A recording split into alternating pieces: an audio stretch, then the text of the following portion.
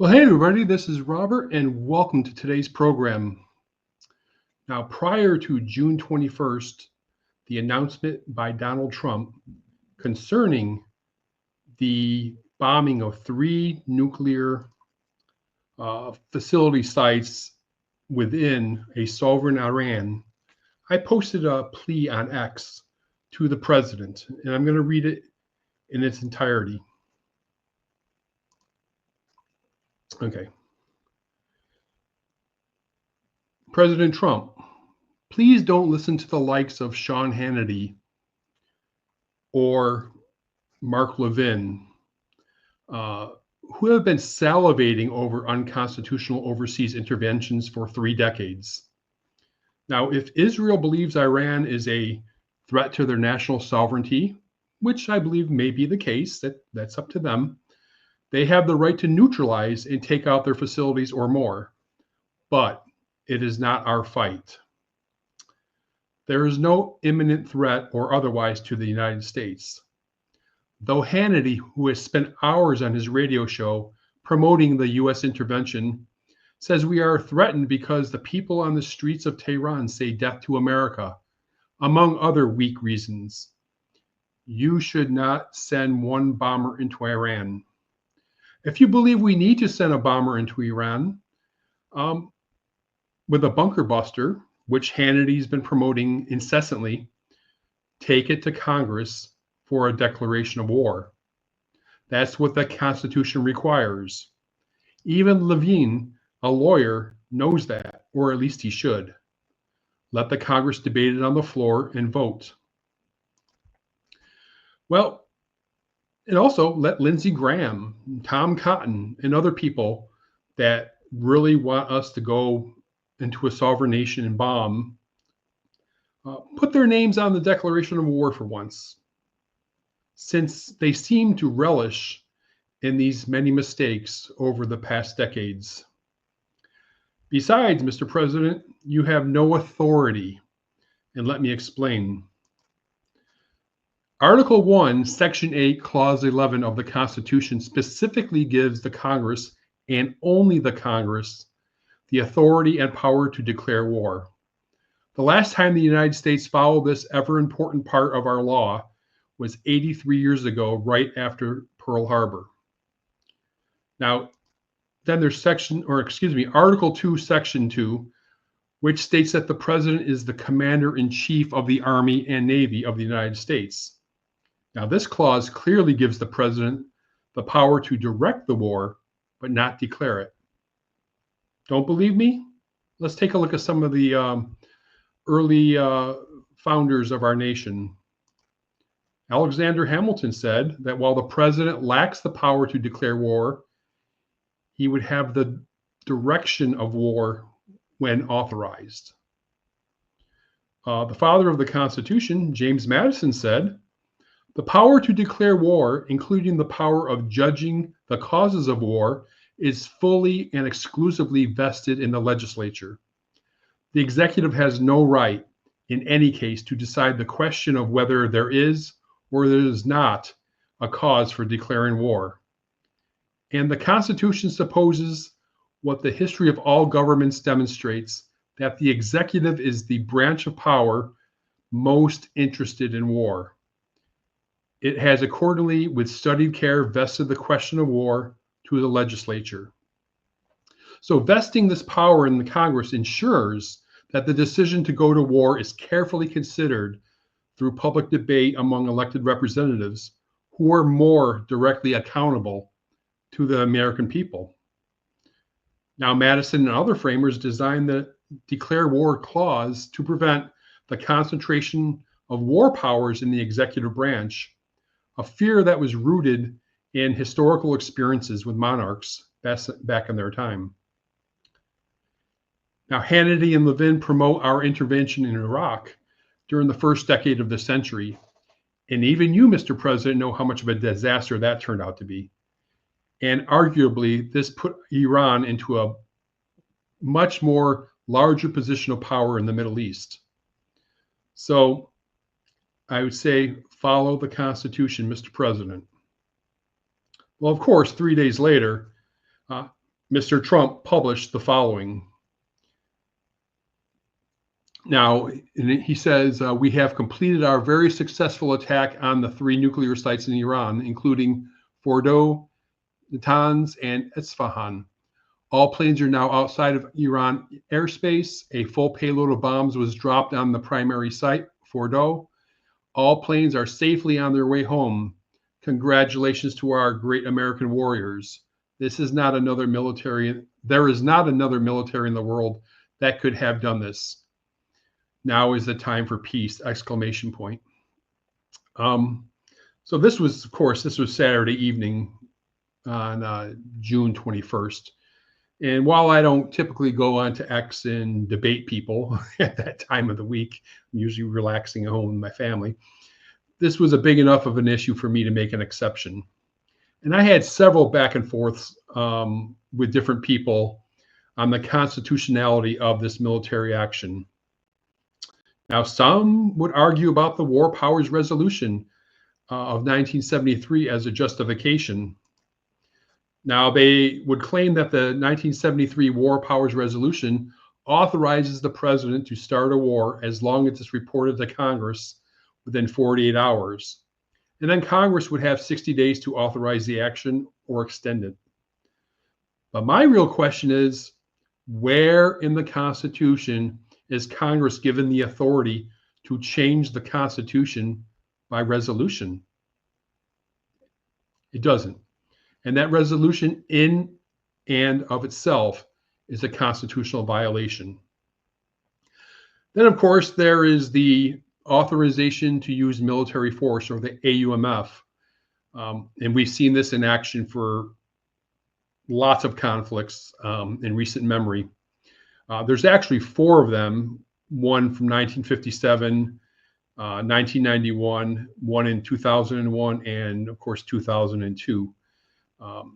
The 2002 is the most recent one, the authorization for use of military force against Iraq. And just a little nugget, none of these have been repealed, so they could all theoretically be used. Now, the last 2 of the AUMFs have been used by recent presidents in a cornucopia of countries, particularly in the Middle East and Africa. Now, as Mike Meharry said, he's from the 10th Amendment Center, and he testified before a Maryland House committee in favor of the Maryland Defend Our Guard Act a few years ago. And he said, it's important to understand that an AUMF is not the same as a declaration of war. It flips the constitutional process on its head by placing decision-making power in the hands of the president. In effect, Congress tells the president, hey, you decide if we're going to war, then do it if you want to. Now, this violates the constitutional separation of powers. Congress is supposed to make that determination. Basically, Congress is passing the buck on its constitutional responsibility to determine whether or not the U.S. should engage in military operations. Then when I was on Twitter, some argued with me saying, Lindsey Graham said that Article 2 gives the president the authority. And as I've already gone over, Article 2, Section 2 states that the president is the commander-in-chief of the Army and Navy of the United States. This clause clearly gives the president power to direct the war, but not declare the war. The designation of commander-in-chief does not delegate to the president any authority to take America into war, initiate any offensive military expeditions, or unilaterally end them. Now, people like Hannity would justify it on the radio program by saying, every president since the Korean War took action without going to Congress. Well, I say, of course, that's true, but that hardly makes it right. And it does not follow the prescription outlined in the Constitution. Now, others claim that Iran was an imminent threat to the United States. That's not true at all. There may have been some rhetoric. However, that's all it was rhetoric. And by the way, if there was an attack, neither Congress nor the president is making the decision about war and peace. The attackers did. A totally different scenario. But going back to the concern about a case of imminent threat, one news source, The Hill, reported the following. Given its current level of enrichment, experts estimate it would take Iran a week or two to produce the weapons-grade uranium needed for a nuclear weapon, and another few months to build a crude weapon. Then Iran would need to figure out how to deliver a bomb to Israel, more than 1,000 miles away, either fitting it to a missile, dropping it from a plane, or smuggling it across the border by land. So I say to everybody that's calling Iran an imminent threat to the United States, negative. Not days away, no ability to attack the US. And this can't be an imminent threat if you don't have the capability to carry out the threat. More hyperbole that brings us back to 2003. Now think about it. Pearl Harbor was savagely attacked on December 7th, 1941, an actual attack. Thousands killed. What did FDR do? Well, FDR wasn't the greatest constitutionalist, to say the least. But the next day, you know what he did? He went to Congress for a declaration of war. What are some sayings from other founders? I mean, I could list them forever. This video would go on for a very long time. But let me give you a couple more. George Washington said, "The Constitution vests the power of declaring war in Congress. Therefore, no offensive expedition of importance can be undertaken until after they have been deliberated upon the subject and authorized such a measure."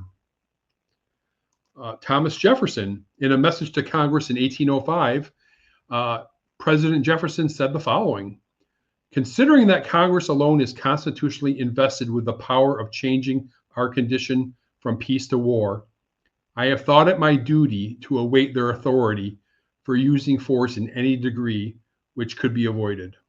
And this is just a small sample.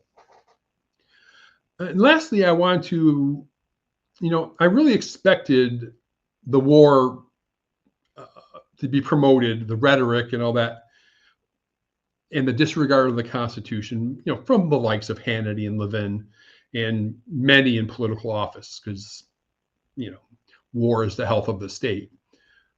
But it was those other so-called constitutional conservative influencers who dropped their Constitution-loving cloak right in front of us.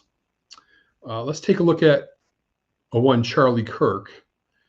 And while this was all happening, Kirk said, "With the weight of the world on his shoulders, President Trump acted for the betterment of humanity. For the next few hours, spare us the armchair quarterbacking and instead trust our commander-in-chief." Trust our commander-in-chief? Well, I responded, hard to trust the president when he ignores his constitutional authority, just like LBJ, Bush, Obama, et al. Just a total disregard for the Constitution by Mr. Kirk.